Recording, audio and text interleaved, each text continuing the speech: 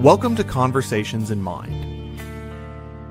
This is a space for conscious inquiry, where metaphysics, new thought, and the science of mind meet real life. In a world calling for deeper awareness, we explore the nature of consciousness, the power of thought, and the presence of spirit moving through everyday experience. And now, here are your hosts, Barb Bue and Mark Gilbert. Hi, everybody. So what if your mind is just a collection of thoughts, is more than just a collection of thoughts? What if it's a gateway to a whole new way of living? So we want to welcome you to Conversations in Mind. I'm Barb Bue, and this is my friend and fellow minister, Mark Gilbert. And we're seeking to demystify the study of new thought and dive into the science and soul of consciousness. So whether you're a longtime seeker or curious about the power of your own perspective, we're interested in getting into this thing called mind. Today we thought we would actually just start off our second show with the topic of how do we stay spiritual in the craziness of the world? Or I guess, how do we stay feeling spiritual? We are spiritual, period, end of story. But so, hi, Mark. Hi, Barb. You want to, you said you had some thoughts a little bit about what is spiritual. Yeah. You know, it's like, off with sort of defining that. It's one of those things that when we have a topic like, how do we stay spiritual or use our spirituality in the crazy world? It raises the question, what do we mean by a crazy world? And that may be self-evident in the sense that of all of the political divisiveness, the news of the day, and all of the craziness that's going on in the world. And I know that if you're like me, so many of my friends, whenever we get together, we talk about things, and a lot of the conversations veers into the political world, the arena of what's going on in the world. How do we cope with it? How do we deal with it? So, and I know that our purpose here is not necessarily to talk political stuff in this show. It's not to give political opinions per se, although I'm sure that may we may taste on that at some point. But it's to recognize that those events have this sort of weighing upon our consciousness and our outlook on life. And so what I think we want to really get into is how does the spirituality or our spiritual nature support us in our reactions to what we view as a crazy world going on out there. So that to the question of what do we mean by spirituality, for many people, it may just simply be the religion of their choice and how they go to church, they have a certain faith, a certain dogma that supports their lives. And I know that you and I, as being science of mind and new thought ministers, we certainly have a belief system that supports our life. But when we broaden the topic of spirituality and how spirituality can support us in dealing with what's going on in the world, I think in the broadest format of the word spirituality, it has to encompass all aspects of it, whether you're, a fundamentalist Christian, to a Buddhist, to a Hindu, to a Muslim, to New Thought, to whatever your faith is, even if you're a spiritual but not religious person, which, even I think most New Thoughters describe themselves that way, there has to be this body of spirituality. And so what do we mean by spirituality? And if I wanted to put it in a sort of a very quick definition, it would be that when we turn away from the material world, to a transcendent world, that we have some beliefs or ideas about that transcendent nature. As I often talk about with friends of mine, do you believe that there's more than just the physical world? And if you do, what you believe about that world beyond the physical world is, I would call that your spiritual beliefs. And so I'm putting it in the broadest context. Now, obviously, I think our answers might, and some of the ways we describe reacting to worldly events, are going to be flavored, obviously, by our new thought mindset. But that's my sort of very quick spirituality is dealing with the non-material realm of existence. How would you put it? In the simple version for me is that my spirituality is that which lives within me that calls me to something greater than myself and calls me to be connected with something greater than myself. Mm-hmm. So I think, and finding goodness in all of that. in some way. Actually, that's not true. Not finding goodness. Really, it's that which keeps me. It is that which connects me to something greater. And even if I can't define that, I tend to think of it more as mystery these days than as God. There is great mystery out there in this universe, and that lends me to a place that brings me back to my center and back to a heart space that is filled by that when I allow it and make room for it. Yeah, I could certainly go with that definition as well, and I can narrow my definition down a little bit. I'm not going to, but you don't need to. But I do know that when I talk with people of a broad perspective, I try to say, well, okay. In fact, I would even include that sometimes I talk with my materialistic secular friends who don't believe in a non-material existence. And to me, and what I often say to them is, okay, that's your spiritual belief. So if you're looking at physical life as the only thing that exists, then from you, the ultimate question or answer to the big questions of life or ultimate reality, or how spirituality is how we answer those questions. For materialistic, maybe this is all there is and there's nothing out beyond it. But I think for most people who see or sense a life beyond the material, that's where we then get into, well, how does that life support us? So I think anybody watching this, I would invite them to think about their ultimate meaning of life and how their thoughts about that ultimate meaning of life can guide them in dealing with the craziness we're exhibiting in the world. Yeah, when I talk to people who are more materialistic, it's I don't remember where I read this. I'm sure that I got it from somebody, but this idea that when you walk out to the end of a pier, you're standing on the pier and you're standing at the lake or you're standing on the body of water. Out beyond the pier, there is still a lot of unknown and mystery, and that is what I would call the spiritual realm in many ways. Like, that where goodness and mystery and right now, I would say that the spiritual realm is the place that's a little softer than the material realm, hopefully, and that's definitely more probably new thought than a spiritual path that's more rules based and has a defined structure around it. I wouldn't call us rules based particularly in those ways. Although we do have some, which is part of how dealing with the craziness, what I would call the craziness of the world. But back from that, interesting though, if you read history or you read even not that long ago history in the United States, almost everyone has thought they lived in a crazy time. I mean, really, it's true because everything changes. And I don't know why it is that we think that things are not going to change, but we sort of relax more when things aren't changing, even though they're always changing. I think that part of the dealing with the craziness of the world right now is recognition of how inundated we are with it. All right. I mean, not that long ago, to find out what was going on we're both in Colorado if you're listening from elsewhere, but to find out what was going on in Washington, D.C., we had to wait for the nightly news or the newspaper the next morning. And now it is a 24/7 onslaught of opinion. And, and news used to be more factual. It feels like it was just a reporting of what happened. Things are a lot more opinionated now, and maybe they were then, and I just didn't know. But I think the first thing to talk about in dealing with what is going on is creating some space for ourselves to lean back into our spiritual practice and our centeredness or centeringness in order to deal with it. Right. Right. There's an immediate feeling like sometimes like you have to react immediately. And I think what you're getting at there is that spirituality calls us to be in the silence, to take a moment between stimulus and response and build that gap in there where we can consciously choose how we're going to react to things.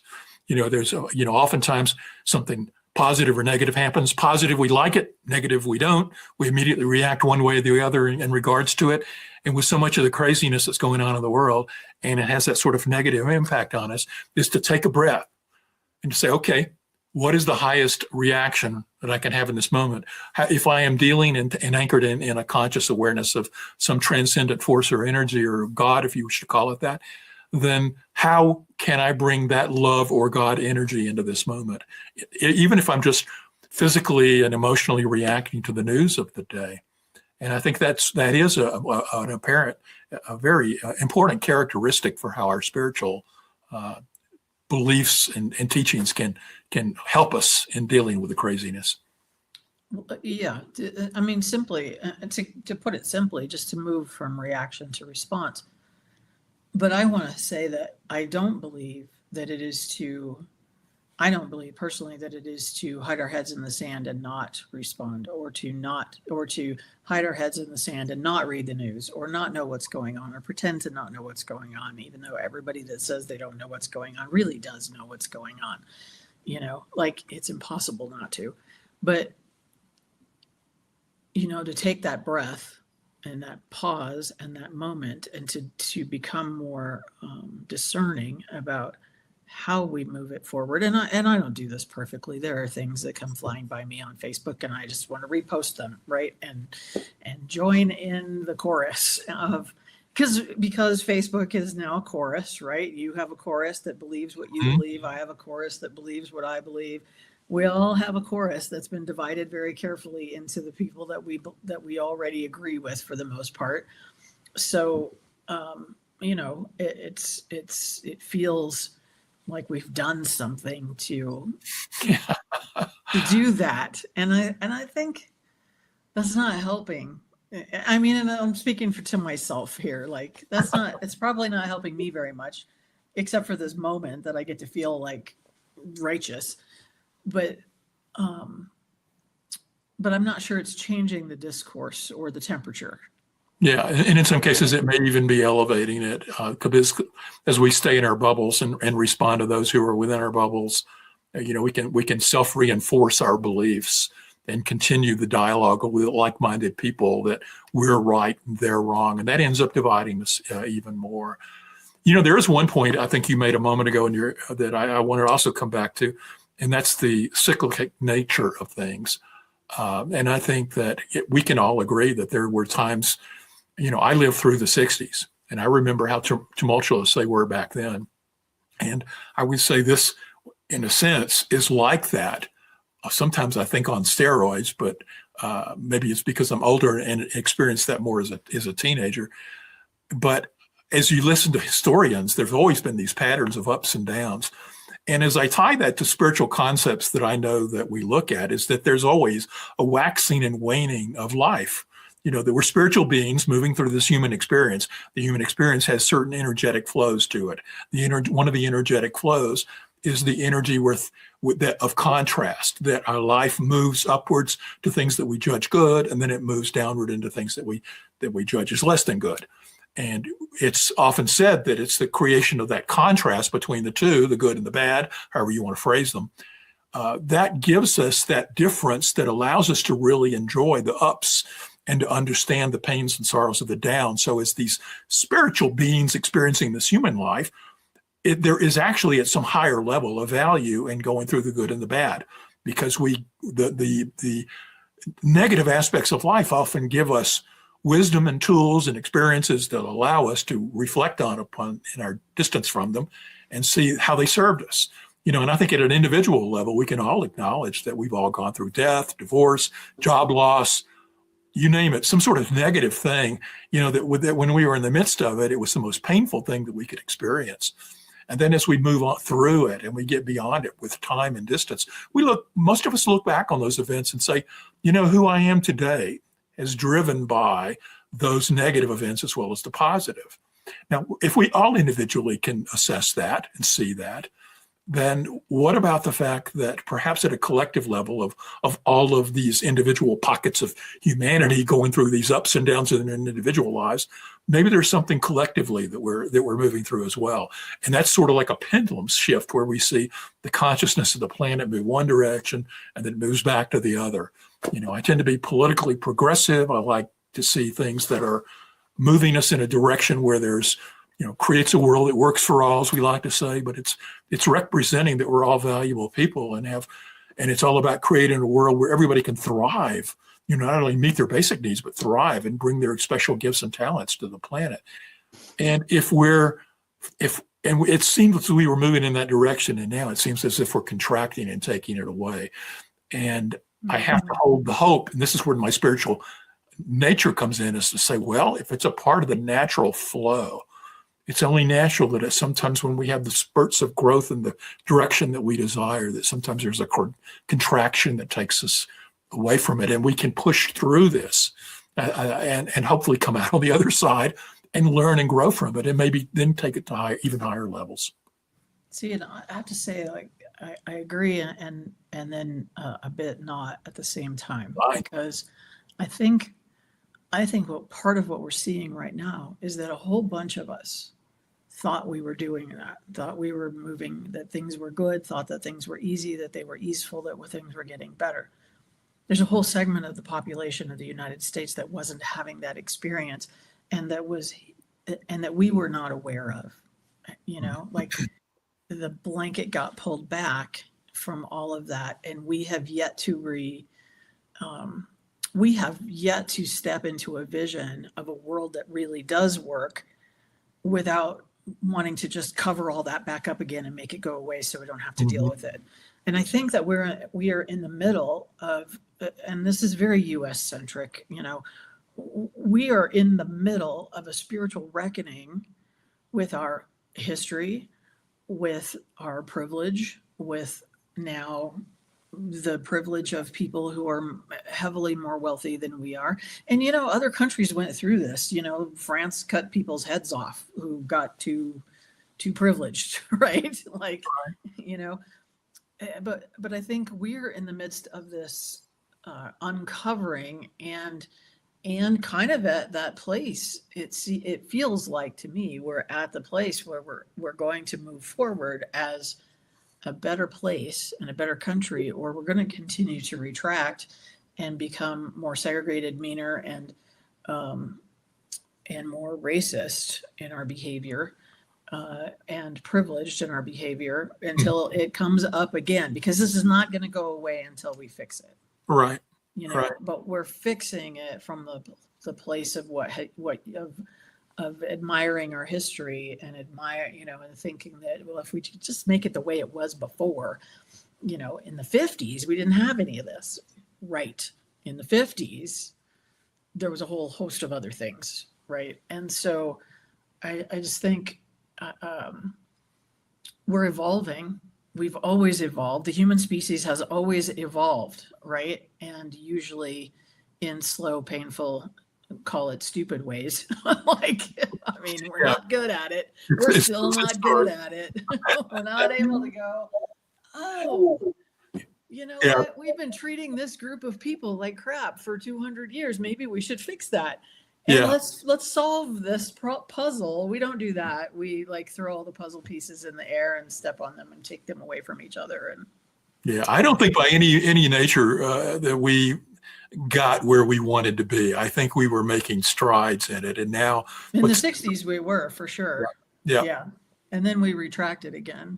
And I don't know that I understand the retraction on the collective level.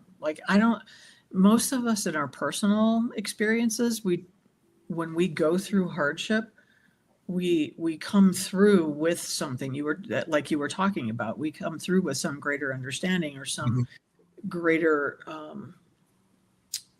way of being or better way of being. Hopefully, maybe not. Maybe I'm generalizing with my bubble of people who I try to learn from their mistakes.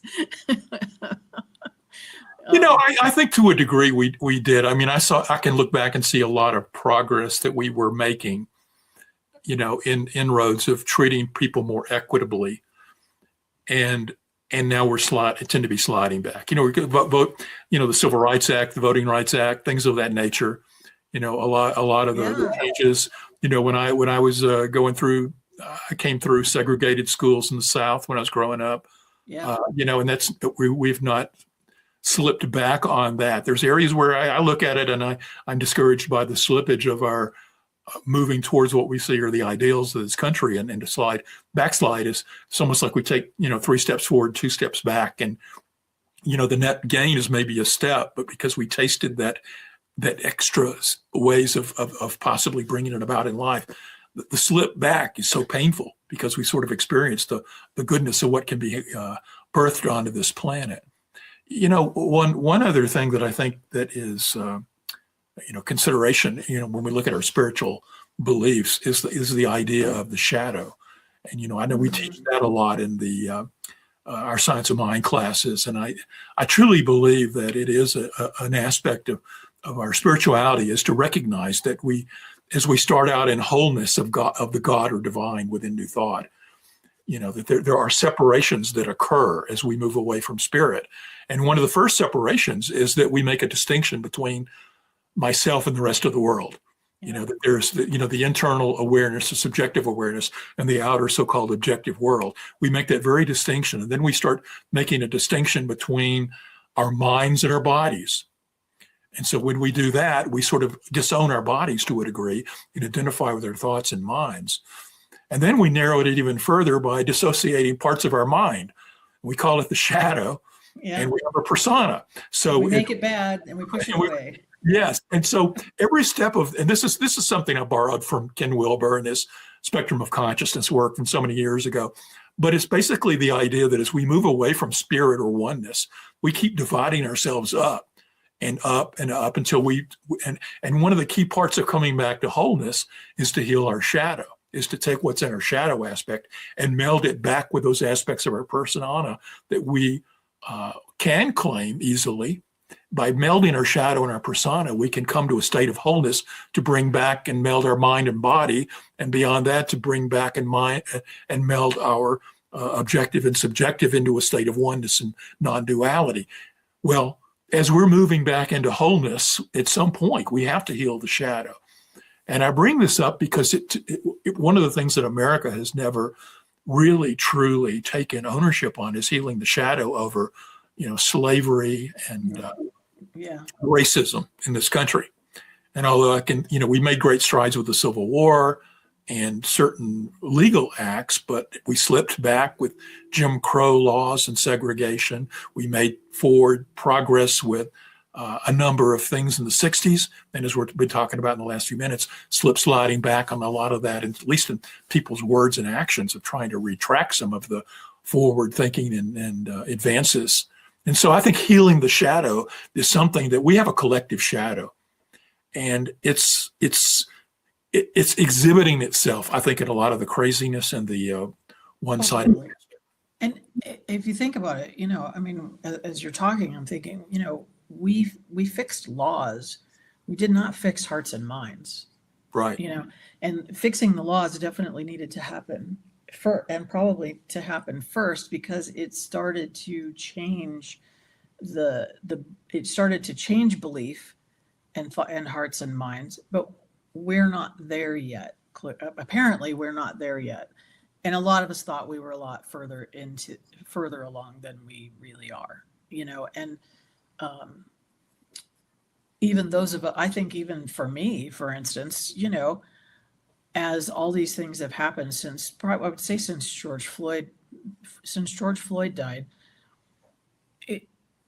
there's new awareness that, I thought I was pretty good in all of this. And I've learned a whole lot more, and undone a whole lot more and learned a whole lot more and continue to learn, or try to continue to learn. And I think that that's the thing that will ultimately move us forward, is if people get curious. And people are able to ask questions of themselves, and unfortunately, I think that, we were referring earlier to spiritual paths that here's the rules and here's the box. I think what happens in that box is that if you question one thing, you feel like you have to question everything, and people don't want to question everything. You Yeah. know, I mean, because then they end up being religious scientists or something like that. And, you know, because those of us that had got here pretty much questioned everything at some point in our lives, right? We had to, and many of us were forced to for whatever reason.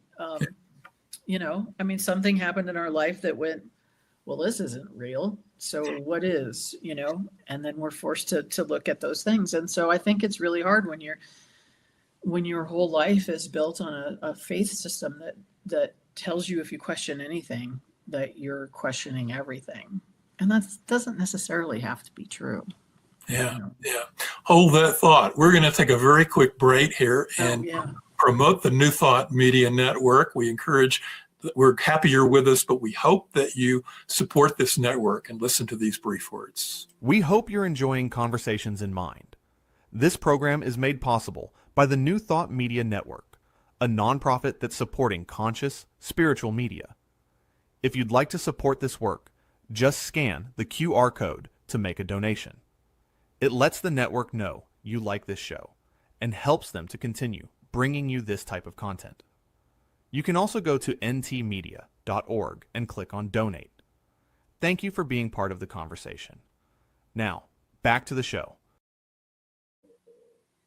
Okay, so we've talked a lot about what is all messed up and what is causing craziness and what is the craziness and how our lives are inundated with it.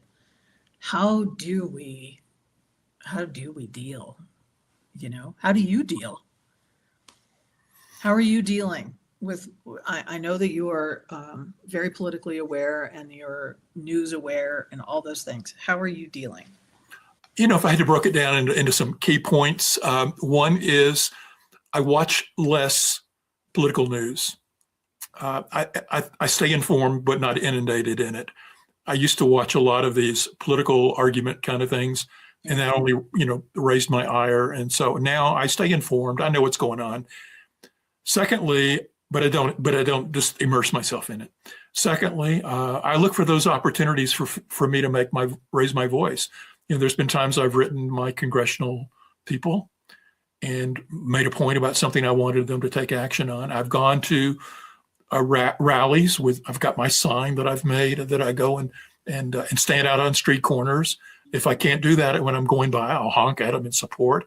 But so I try to attend the rallies and things to show that they're, and I want to say that's a valid thing for me, because even if I'm not able to go, just watching the fact that people are going out and taking the time to say, this is not right. This is not right. It shows that there are people out there who are upset, and that you're not alone in the angst that you're feeling over the world. And so, those are sort of like and then I speak out in individual conversations. I'll freely share my political beliefs with folks and things I think that need to occur. And I think actions like even doing this show, in a way, are part of that support of trying to be proactive in creating a better world. So I have my worldly events that I do, but I also have to things where I look beyond the world of form and the world of this material existence and say, what is it that I can tap into in the transcendent aspect of oneness that gives me guidance and support in this? I have to look at that's where I get into the ideas of looking at the waxing and wanings of time, to know that our truth is in God or spirit or oneness, that we are all on this human journey, that we're individually experiencing this collective trip that we're all doing together. And that the politics are just an expression of this, that it's a way in which God or the divine is experiencing life. And so my individual beliefs about spirit and oneness, and the fact that we all exist for the divine, the bliss of the divine, is how Aurobindo liked to say it, is that even these things that are less than what we desire are at some higher and greater level, is serving some greater transcendent need as we evolve back into remembering our truth. The key here is that I've seen some people who move only into transcendence and oneness states to use that as a spiritual bypass for moving back into the world of form, we've got to keep in mind that it's not an either or. We're not only transcendent oneness, but that oneness incorporates this world of form and the evolutionary arc of and journey we're going on through in materialism. This materialistic life is part of that oneness, but our ultimate truth transcends it. If we can go, some people want to go and stay in meditative states, live in oneness. I'm seeing this from a higher vibratory level, and they use that as an excuse not to come back into the world of form and say, what's mine to do and be in this world? Right. And what we have to do is to bring them together, bring the awareness of oneness and the ultimate good of all back into the actions that we're called to do and be in the world, and not use it as a means to not play in calling out those things that are incorrect. I think that's some of the key things, Barb. What about you? I guess it's shifted. I think I've gotten a little calmer since the beginning of the year in some ways. Like I realized, I was really caught. I was really in it and spending a lot of time in it, and a lot of time in the argument and not really the argument, like re-arguing things to my stream of people who already agree with me, right? Like, which is just a waste of good energy. And so, as I was doing some work around the beginning of the year and what this year for me, one part of my phrase for the year is fiercely aligned.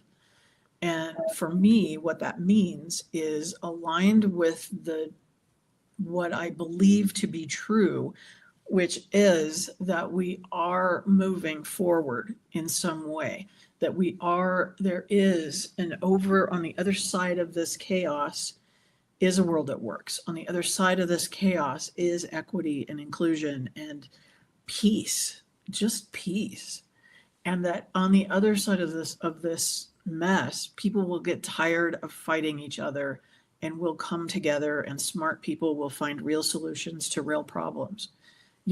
Because when I look at the problems, like people are hungry, that's a systems problem, not a source problem.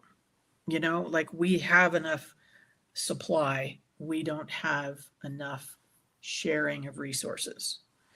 And most of it comes down to that in many ways. Is there enough housing? Probably, but we've priced it out of too many people's range. We've underpaid people. We're doing all these things. But I do believe that on the other side of it is this greater expression of us as humanity and as human beings. And I think that when I look back at history, that has always been true. Like as much as I think, as much as I want to think right now that we're sort of crappy people, we were way crappier people 200 years ago, like, and 400 years ago and 1,000 years ago. We've always been very tribal, and I don't understand that. But I think part of this fiercely aligned is understanding that we will be moving from small tribe to large tribe thinking at some point.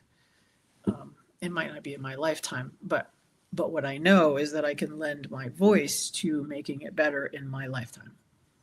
Yeah. And hopefully then better in my niece's lifetime and in her kids' your grandkids, all of the thing. We all want their lives to be better, right? But I think that for a lot of our history, particularly here in the United States, better meant more material things. Bigger houses, more stuff, more boats, more all the things, right? And I think that's changing in the couple of generations behind us. Mm-hmm. They want more community and more connection, and because connection was sort of taken away from them in so many ways, that they're trying to learn how to do that again in a different way. And I think we'll be better for that. And we are less violent than we used to be. Yeah. There was a social scientist, I think, who wrote a book a few years back about studying the numbers of people killed violently in war and tracking the fact that, at least through the second half of the 20th century and early into this one, we were on a downward track, that fewer and fewer people were being killed in that. There's something I was hearing the other day, though, that said for the last 10 or 15 years, maybe, that we've been on an uptick on war deaths, which is a negative thing. But I'm hoping it's just like stock market charts where things temporarily shift in the other direction before, moving in the direction that we want them to go. And Yeah. so, I wasn't thinking so much global like that. I was thinking more about parenting, actually. mhm. I think parenting has become less violent. Yeah. When I look at when I talk to people in my age group, my friends, most of our parents hit us, Yeah. and that was normal. And that's not as normal anymore. And kids are growing up with a better sense of who they are and a more confident sense of who they are, um, and parents are doing better parenting. Mhm. And I think that is going to make a fundamental change in the way of the world soon. Yeah, and I like one thing you said a moment ago, and the fact that we tend to be moving towards more of a global perspective. That we tend to look at, it was our tribe, our family, our tribe, our country. And I think right now we're going through the throes of some pressures of country versus world. Are we world centric, or are we ethnocentric towards our country only, or towards our race only, or our political party only? So we have all these isms of things that we sort of limit and define ourselves by race, sex, political beliefs, religious beliefs, etc. But there's this sort of movement towards moving beyond those smaller schisms and into seeing ourselves as, as a global identity. And I think what we're also experiencing is some global growth pains Oh yeah. in releasing the old boundaries of how we identified ourselves. Some people are very resistant to seeing themselves, but I know that the media and the immediacy with which you see stuff around the world, and the sense that our heart gets opened by tragedies that occur on the other side of the world, it shows that there is a growing and growing empathy where our moral care and concern circle is expanding to bigger and bigger groups of people. And I have to be optimistic that that's going to win out too, as we seek to create a world that works not only for folks in America, but folks for every other country and every other political belief, race, religion, etc.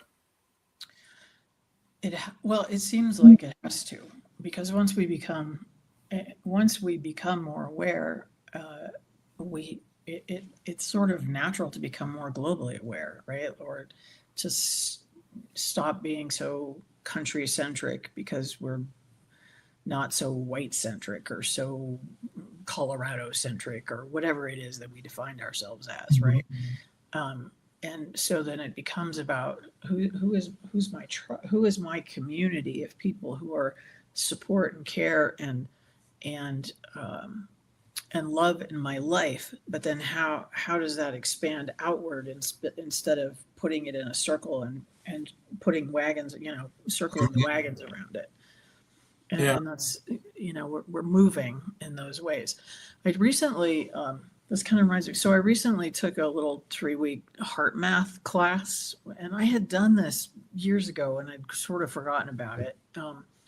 But there's this coherence thing that you can do, and I've been putting that into play in this last just few weeks, actually, and I'm sort of reminded of it. But it's this, breathing into your heart and saying the words care, appreciation, gratitude, and compassion. Care, appreciation, gratitude, compassion, and it creates a physical coherence in our bodies, but it also creates an outward wave of energy that is kinder, even if we're not feeling kind. If we can stay in this, and that energy bumps up against other people's energy. And so, I'm trying to, when I go out in the world, be aware of my circle of influence in a way that's not about what I say to people, but is about how the energy with which we show up. Yeah. And I think that if those of us in the know about these things are able to do more of that, then we will have a rolling impact. I'm going to go, if I go to the march, I'm going to go to the march with heart coherence, not anger. Yeah. I do get angry, and I am frustrated, and I do want to, am not avoiding any of the things right now. And I'm furious about the Epstein things and all of that. Like, I just don't even know I don't even know honestly how to process that level of cruelty and disease of the mind, and how women are treated still, and how children are treated, But when I go out, I'm trying to go out with some energy around me that hopefully is bumping into people. And if they're angry, maybe my energy's bumping into their anger and helping a little bit, or something. I don't know. Yeah. We really have, Ernest Holmes used to call that the thought atmosphere that we create around us. And I know that I run into people all the time that they either give off negative energy or positive energy. And for those of us who may want to hear that, what Barb was just describing, and call it woo-woo, I think we've all experienced that, being around people who are loving and people who are very negative and hating, and that there is a feel that you get into their field and you feel it energetically. Yep. And I think one of the things we can do in our spiritual reactions to the worldly events is to carry that loving field of energy, to, anchor ourselves in it before we move out into the world, and to then project that energy of love, look for it in other people, and have it ourselves as we interact with other expressions of the one. So that's a great reminder, Barb. And amplify it in other people if you can, or help them amplify it, Yeah. Like, there's enough of that to go around. It's not pie. We don't have to divide it up and just get a slice, right? Like, right. I mean, somebody can wrong you and you have a choice. You can choose to remove yourself from the situation. You can be loving. You can, certainly not put yourself as a victim to any kind of harm. Yeah, no. But certainly, if there's a situation where it calls forth to it, think of what the most loving response can be. And sometimes that's just walking away. But sometimes it's engaging in a loving way. Yes. And sometimes it's recognizing when we're caught into things that aren't even going on. I was sitting in this class a couple of weeks ago, and somebody was talking about, they were pulling into the parking lot and someone almost hit them, and they were really angry and like all amped up, and they told the story like 3 times. And in my head, I'm like, nothing actually happened. Yeah. Nothing really happened. Right. But we latch onto these things. And these are all reminded in my face, right? A reminder. But we latch onto these things because it's a fun story, or we're mad and we have to get it out of our system in some way. But then when we keep running it through our system and we don't stop and go, well, okay, I'm really grateful that nothing happened. Right. Because nobody got hit, nobody got hurt, nobody died today. Like,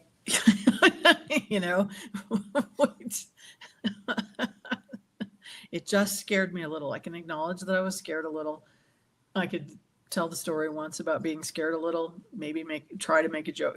We can change the story into something that's funny about how we reacted instead of reacting. Yeah. And if that's hard for us, at least learn to curtail rehashing the story with a negative light. Right. Yeah. Right. Yeah. It only takes seconds for all of that to run through our body. And then after that, if it's still in our body, it's because we're thinking about it. And it's a choice that we make in our mind, then not a reaction that's actually in our body. And again, nothing actually happened. And so I think if we could let go right now of the things where nothing really happened, like, that would probably go a long way in helping us to stay more balanced, because it's easy right now to get mad because somebody delivers dinner late. I mean, it is. It's easy to get mad because we're taking all of this other stuff that we're not really processing or dealing with well, and then we're taking it out on the thing that matters the least. Yeah. Which is a 5-minute delay, or whatever it is, because this is a tangible thing that we could get angry about, where this, seems out there somewhere. Yeah, that's an excellent point. Let's don't take and redirect our negative emotions about our frustrations over the greater world at large and its craziness, and redirect that into a negative response. It's for something small in our lives. And at our neighbor, you know. Yeah. Yeah. Yeah. Make the choice of love in every moment that we can. And if we can't, be quiet. Well, so I know we're going to run low on time here, and maybe this is a whole other show. But Yeah. where's the space between loving and accountability? Yeah. Because we have to talk about that. Whether you and I have to talk about it, I don't know. But as a country, as a world, we're having to talk about that. This Epstein thing has a lot of accountability that needs to happen. And how do we do that, you know, and not burn all our books by particular authors or, you know, like. Well, maybe that is a topic for another time, and you and I can chat about that and see if that's something we want to pursue. You know, I know often in my talks with people, when I try to bring a spiritual perspective in, they'll say, well, you're just going to get run over with, or people who are want to cause harm are going to cause harm to you, or you're not holding people accountable for their negative actions, et cetera. You know, and I like to reflect on the fact that if I can bring love to a situation, whether it's a small in my sphere immediately around me, or whether it's big, like dealing with the Epstein files and the pedophilia stuff that seems to be rampant among the wealthy in our country, that I want to bring love to that. But at the same time, I don't want to use that as going back to spiritual bypassing again. Right. I'm using my loving energy to not hold people accountable for their actions. I think that the immediate thing we always have to do is in our inner world of our own lives, always have healthy boundaries. If somebody's going to be causing you physical or emotional or verbal harm, you have to stand up for yourself. And in many cases, not only stand up, but remove yourself from the circumstances. You know, you can't be loving and be a doormat at the same time. But when we look into the bigger world of Epstein and so forth, we have to take those same ideas. How can we hold people accountable? What's our role to do here? And we can very lovingly close the door to the jail cell. Yes. And it gets back to some of the stuff we were chatting about earlier, taking the appropriate action for what's ours to do, with whether it's political action, going out with signs, looking for, in many cases, I know for myself, it's been joining organizations that support initiatives that I felt an energy to do. Yeah, I'm trying to be very, very cautious, aware of where I spend my money. Right. You know, and time is, you know, very, very much. You know, I've been members of groups for short periods of time or longer periods of time, and recognized it's at a certain interval, it was mine to support them, and then time to let it go. And it's not to take something on with an eye that I'm going to be a permanent member of that, but something that maybe this is the moment that I need to get involved and support that. Whether it's sending, you know, some money to an organization you support that you know is doing good work, or whether you personally are spending your time and energy getting involved with them.